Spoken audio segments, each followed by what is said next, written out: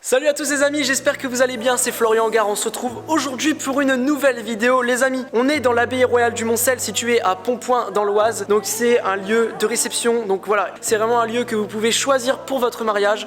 Donc c'est pour ça qu'on va vous le faire visiter aujourd'hui en vidéo. Donc let's go, on va aller chercher Monsieur Berthe qui gère le domaine. On va mettre le manteau, voilà, je suis désolé, je vais pas rester habillé comme ça parce que il caille. Merci à vous d'avoir cliqué, merci à vous de regarder cette vidéo.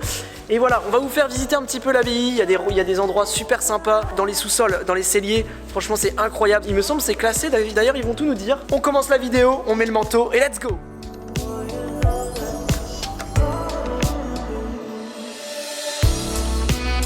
Donc ça y est les amis, on est avec Monsieur Berthe, c'est bien ça? C'est bien ça. Donc vous êtes le gérant? Je suis le directeur de l'abbaye du Moncel. Le directeur de l'abbaye royale du Moncel. On va passer par une petite visite pour voir un petit peu le lieu. Je suis déjà venu l'année dernière et le toit moi ça m'impressionne. À l'arrivée dans la cour est impressionnante. Ouais, l'arrivée dans la cour elle est... 1600 mètres carrés de cour, le bâtiment est du 14e siècle, des envolées de bâtiments très impressionnantes, c'est vraiment une abbaye royale. C'est ça, c'est super impressionnant, hein. C'est quoi la petite histoire du lieu? Alors l'abbaye a été fondée au 14e siècle par Philippe le Bel, donc, un grand roi de l'histoire de France qui décide de fonder ici un établissement religieux dans lequel vont s'installer des clarisses. Donc ce sont des clarisses qui ont vécu ici jusqu'à la Révolution. Ok. Après la Révolution, un marchand de vin qui s'installe dans les lieux, puis un collège. Et aujourd'hui, c'est une association, le Club des Vieux Manoirs, qui restaure l'abbaye. D'accord, et il y a principalement des mariages. Alors effectivement, on est ouvert aux visites touristiques, mais le week-end, ce sont les mariages. D'accord, et alors, bon j'ai quelques petites questions, j'allais poser une petite question, mais on y reviendra après là-haut. Alors Monsieur Berthe, j'ai quelques petites questions pour vous par rapport à l'abbaye. Donc du coup, quelles sont en premier les périodes de mariage chez vous? Ça peut être du coup toute l'année apparemment ou... Alors on est ouvert toute l'année au mariage. D'accord. Effectivement. Alors bien sûr le printemps est privilégié, l'été, le début d'automne, mais on a des mariages aussi en hiver, en décembre, en janvier, en février. Donc là on commence par quelle salle? Alors on va commencer par les celliers voûtés. Ok, Puisque, ça marche. Dans la logique, si le temps n'est pas au beau et ne permet pas de faire le cocktail en extérieur, les mariés peuvent s'installer dans les celliers pour le cocktail. Ok, ça marche. Donc bah je vous suis. Allons-y. Alors, on descend dans les celliers, ce sont des celliers voûtés, et on va y rentrer dans un instant. Alors ouais, l'arrivée elle est à couper le souffle. Hein. 700 mètres carrés de celliers voûtés. Ouais. On est sur une surface extraordinaire, ce qui est très pratique, puisque dans cette salle qui a énormément de charme, bien sûr. Ouais, bien sûr. Pour un cocktail, on peut circuler facilement, aller de groupe en groupe, quel que soit le nombre de personnes invitées. Bien sûr. Est-ce que ça arrive qu'il y ait des mariages qui se font ici, un repas assis?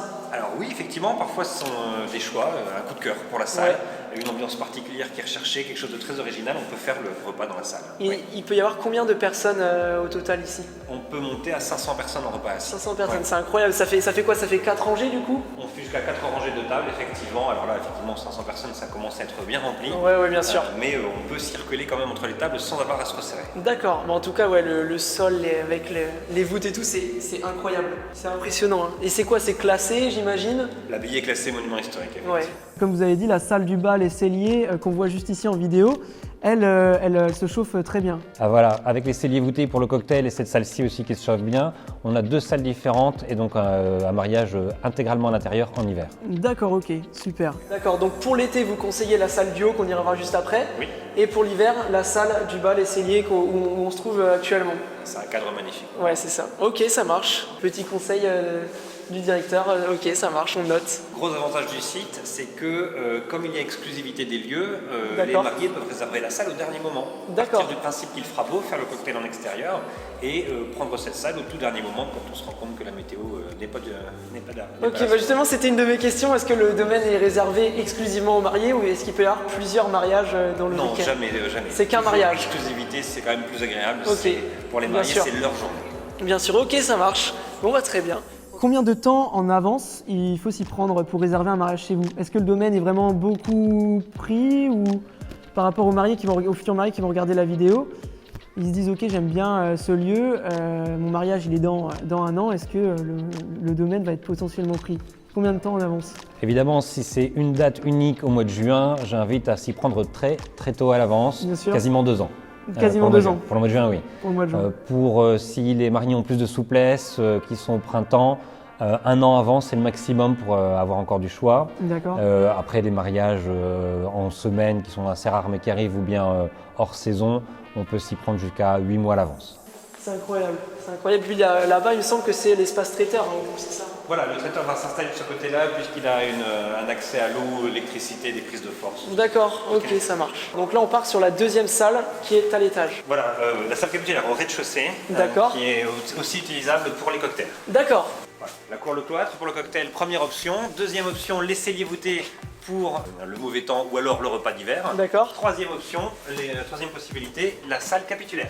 D'accord. Et donc ici il peut y avoir des vins d'honneur, c'est ce que vous disiez. Hein. Le vin d'honneur sous le cloître et dans la cour, c'est l'idéal, bien sûr. Le cloître pour avoir un petit peu d'ombre, parce qu'on va avoir quand même des étés très ensoleillés. Ouais, donc là ici il peut y avoir les tables et puis après les mariés ont toute la cour avec leurs invités ici, c'est super sympa quoi. Oui, effectivement, avec la possibilité de mettre des branches debout, il y a des petites tables. D'accord.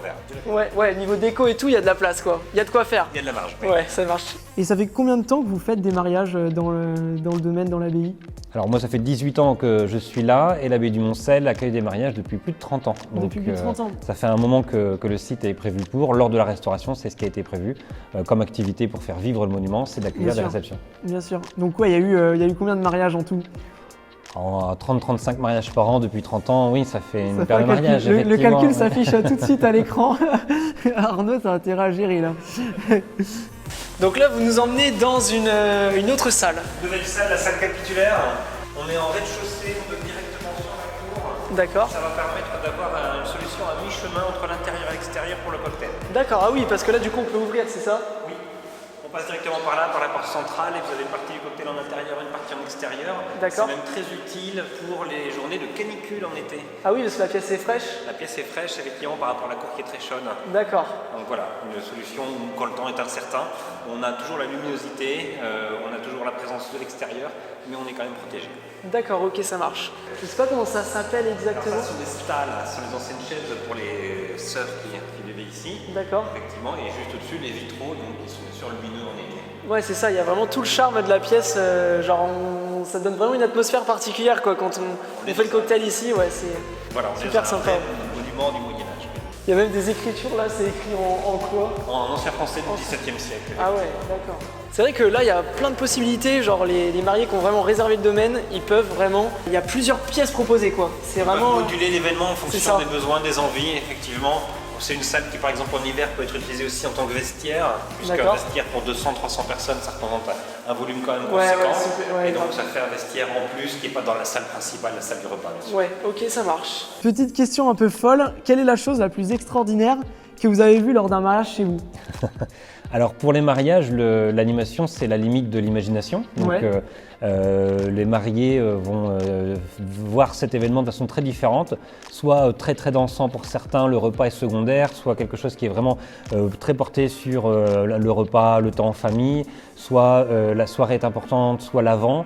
Et puis pour certains mariés, c'est d'apporter une petite touche exceptionnelle, une arrivée en calèche, une arrivée en voiture de collection, des choses comme ça. D'accord. L'arrivée la plus originale que j'ai vue, c'est en hélicoptère à l'abbaye du Moncel. D'accord. Voilà, c'est possible, effectivement.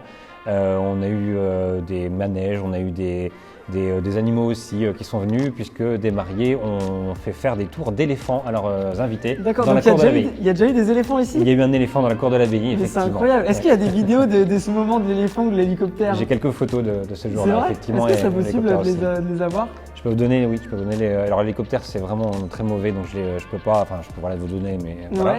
L'éléphant je peux vous donner. Ok, ça marche, bah, avec plaisir, mais un hélicoptère là dans la cour? Alors non, dans le parc, la cour est dans le parc juste là, ok. Oui, il faut une distance par rapport au bâtiment, effectivement. D'accord, mais ça devait être impressionnant.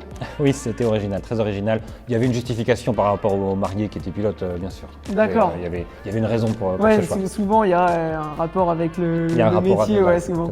D'accord, donc la chose la plus extraordinaire, ok. Ce qui est bien, c'est que sur le site, que ce soit du feu d'artifice au buffet original, il y a vraiment toutes ces possibilités qui sont offertes. Du coup, la suite, c'est quoi? C'est la salle là-haut? La suite, maintenant, c'est la salle du repas, la salle Philippe le Bel. Donc là, il y a beaucoup d'escaliers, quoi. Voilà, il y a 33 marches exactement pour monter à l'étage, donc il faut les monter. Après, tout se passe à l'étage. Les toilettes sont à l'étage, toute la toilette à l'étage, on les monte une fois, on les descend une fois. D'accord, ok. Après, bien décoré, c'est un joli spot pour faire des photos. Ouais, j'avoue, là, c'est super sympa, là, parce que il y a la porte en bas, les murs en pierre et tout, donc c'est vrai que ça a son charme vraiment partout, quoi. Et là, ici, quand on monte, on voit une charpente incroyable. Alors, on passe par cette pièce-ci qui est la salle des charpentes, c'est l'ancien dortoir des Clarisses. On est directement sous la charpente du XIVe siècle, donc une charpente qui a 700 ans, extraordinaire, vraiment bien conservée. et qui donc accueille des expositions au printemps. Les gens peuvent faire un petit vestiaire ici s'ils le souhaitent. Les invités enlèvent leur manteau avant d'entrer dans la salle du repas, la salle qui se Philippe trouve Lebel. juste ici. Mais là, ça a été fait à la main, quoi. Oui, oui, tout à fait. C'est une charpente qui a 700 ans, intégralement fait lors de la construction. On est sur cette forme de carène de bateau renversé, un caractéristique des charpentes du Moyen-Âge, donc avec des poutres qui sont très fines et très envolées, qui sont très légères par rapport à la hauteur de cette charpente. Donc vraiment une construction de qualité. Ouais, c'est ça, c'est incroyable de voir ça, quoi. C'est un chêne centenaire qui est utilisé pour chaque poutre, donc c'est une forêt de chêne centenaire qui a disparu à la construction. Oh la vache! Même si les gens préfèrent les faire en extérieur, les gens qui souhaitent faire leur cérémonie sur le site, vous avez la cour, le parc, pour faire quelque chose de plus nature. Et si jamais le temps n'est pas là, la salle des charpentes. Ah ouais, donc là c'est encore une salle qu'on peut utiliser. Ponctuellement. Ok. Il y a possibilité de faire plein de choses et je pense qu'il n'y en a pas beaucoup des domaines avec autant de place. Sur des surfaces comme ça, non. Ouais, pour accueillir des centaines de personnes, c'est à chaque mariage. Est-ce que c'est des centaines de personnes ou ça peut être des mariages en plus petits comités qui se font ici? De nous, il n'y a pas de limite minimum. Les gens choisissent. Par rapport aux surfaces, en dessous de 100 personnes, c'est quand même très grand. Donc c'est à partir de 100 personnes. D'accord, ok, ça marche. Les feux d'artifice, ils se font où sur le domaine? Alors tout ce qui va être au niveau du sol peut être fait dans la cour avec les distances de sécurité. C'est un professionnel qui doit l'organiser. Tout ce qui va être en hauteur, ça va être fait dans le parc de l'abbaye, ce qui est intéressant puisque pour les personnes âgées, elles peuvent assister aux feux d'artifice depuis la salle dans laquelle on est, donc directement. D'accord, donc juste ici, on mettra une petite vidéo depuis là, ok.